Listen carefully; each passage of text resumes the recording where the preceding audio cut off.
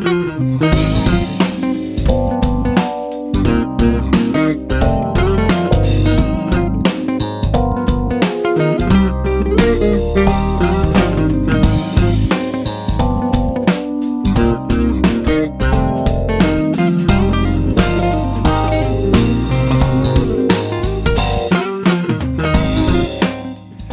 everybody, it's Mark Pruitt with Strategic Estate Planning Services. Hope you're doing well today. I'm joined today by Mr. Stephen Shaw. Appreciate you being here. Thank you. This is another strategic money tip. Today what we're going to talk about is determining what your expenses are. So we're going to give you some detail of exactly how to do that. But first off, most people, what I have found, Stephen, is most people feel like they understand what that is already. And we'll kind of talk to them about it and say, do you know what your expenses are? And then we'll start kind of drilling down and we'll say, well, did you include your taxes on your house? No, and then they'll pause a second. As soon as I see that pause, we already know, no, they did not include that. So there's kind of different ways you determine it while you're working versus when you are about to exit for retirement. Right. Yeah, because we're not talking about budgets. Right. Right. Whereas a budget is assigning the dollar in advance of where you want it to go. Mm-hmm. This is not looking forward to a budget. What we're looking basically is backwards, saying this is what you're actually spending. Right.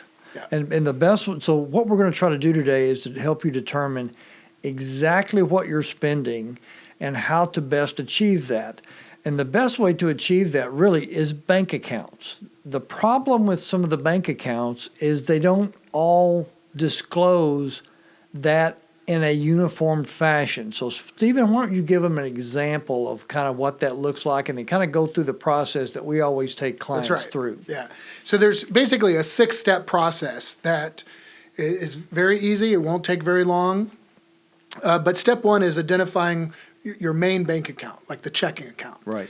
And then once you get online or you pull the paper statement, that's where, depending on what banking institution you're working with, they're going to lay it out a little differently. So I've got a couple examples with Wells Fargo. These are my personal accounts. Wells Fargo, basically on page 1, lays down the statement period activity summary, and it says, here's your beginning balance for the month, here's your deposits and credits, and then here's your withdrawals and debits.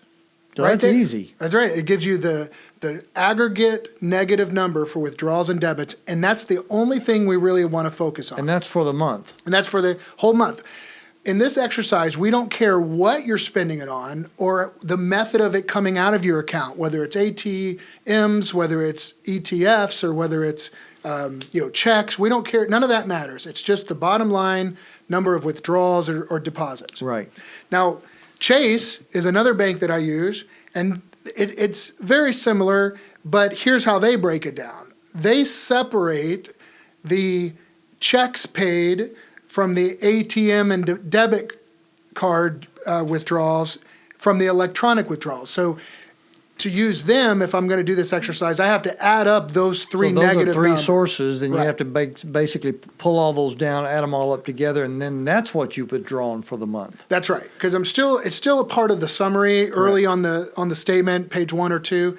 It's just a little bit more math involved there. I just got to aggregate all the negatives together to get the accurate number. And so the things you have to think about today is we're not concerned about what you spend it on. That's not what we're asking, and that's not what you need to know is, so at this point, what you're spending it on. The point is, how much are you spending, period, no matter what it's on, and doing that really over at least a 12-month period. That's right, because what we found is that by stretching it over at least a 12-month period, you're going to cover pretty much the entire gamut of your lifestyle. So it covers Christmas gifts, it covers anniversaries and birthdays, it covers travel and vacations. Taxes, Thanksgiving, all of that stuff. Yeah. Yeah, okay, that makes perfect sense.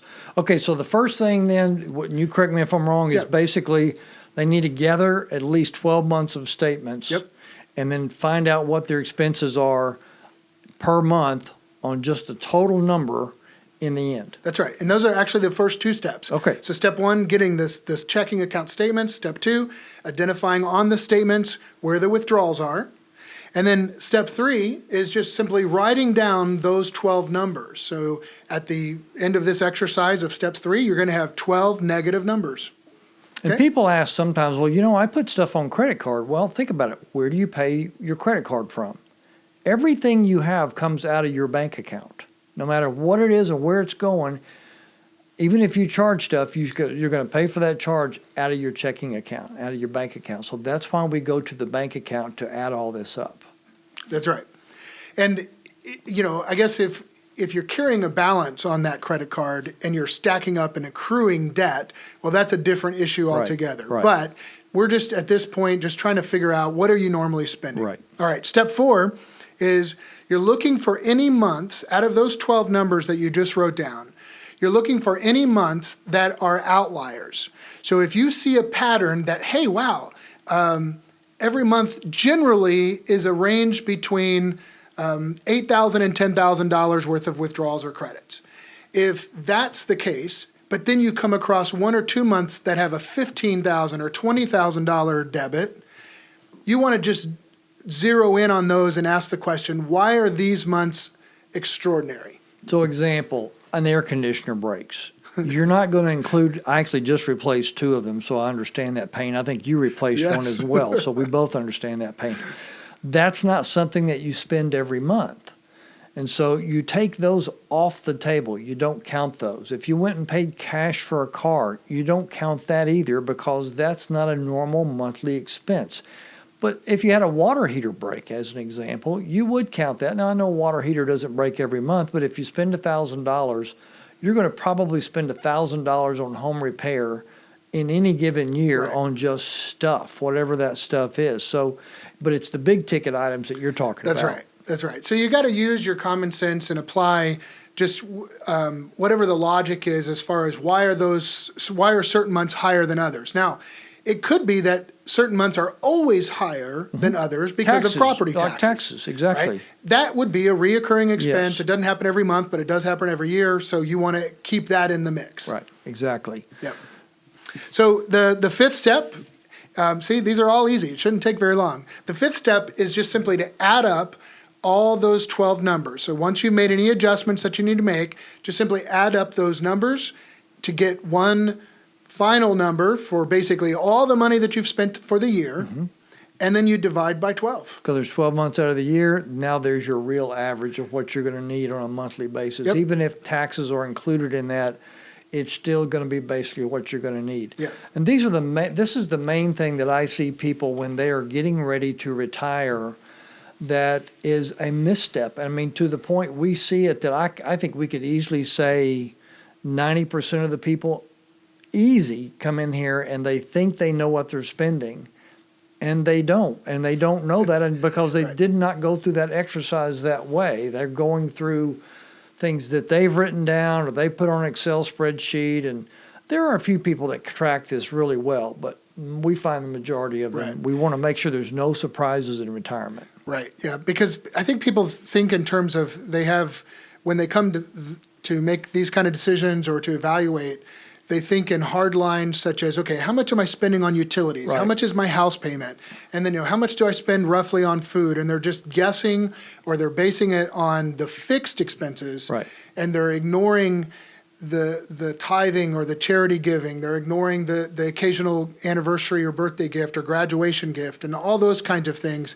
Just kind of, oh yeah. Yeah. We're trying to take the oh yeah out of there and the surprise out of there. So I would encourage you, this is one of the main things that we ask for in retirement. So if you're coming in and need to do retirement planning, this is a great one to kind of have already done, because you can be assured before we start plugging in numbers and creating income planning for you, we're going to know what your expenses are, and this is exactly how we do it. So you've got a leg up now to be able to do that. Appreciate it, Stephen. Thank you for your help. Well, there's a couple of exceptions and adjustments that just need to be applied at the very end of the process. Okay. So if we already covered one of the exceptions, which is make adjustments to any major purchases that are not normal. Right. Okay, so we covered that.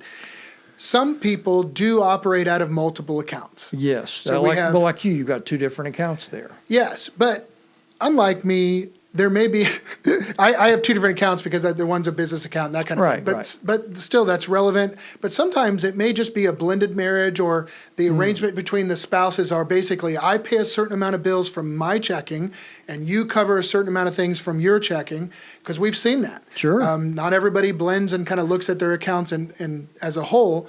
Well, obviously you have to apply that because that's part of the big picture. And that's what we're looking for, is what is the big picture?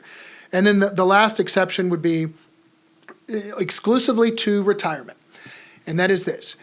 Prior to retirement, if you've had a good habit of, let's say, automatically drafting from checking into either a brokerage account or a savings account a certain amount of money every month. Correct, because you were saving. You were in the accumulation mode versus the distribution mode. That's right. So that's going to show up as a debit on your checking account. But for purposes of determining your minimum need on a monthly basis in retirement, saving does not need to be a part of that. So you want to extract and account for that. Right. You're not accumulating at that point. You may have some accumulation occur, but that's not something that has to happen. That's right. That's right. That's discretionary. And it's a conservative way to do that, to where if you didn't have anything, you still want to be able to make the numbers work. That's exactly right. Okay. Yeah. Did we cover it? Yeah, I think we got it. Well, if you guys can look at that as a good format of how to determine what you're actually spending. Remember, it's not a budget. We're determining what you're spending. We're not worried about what you're spending it on.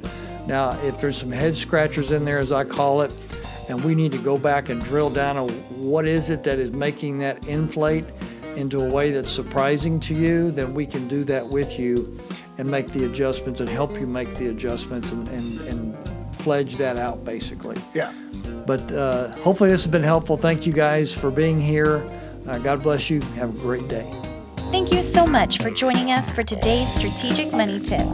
If you have any questions about the material covered in today's video, or you'd like to speak with someone from our team, simply call our office at 1-800-381-8870. Also, while we have your attention, click the link below to watch our latest video.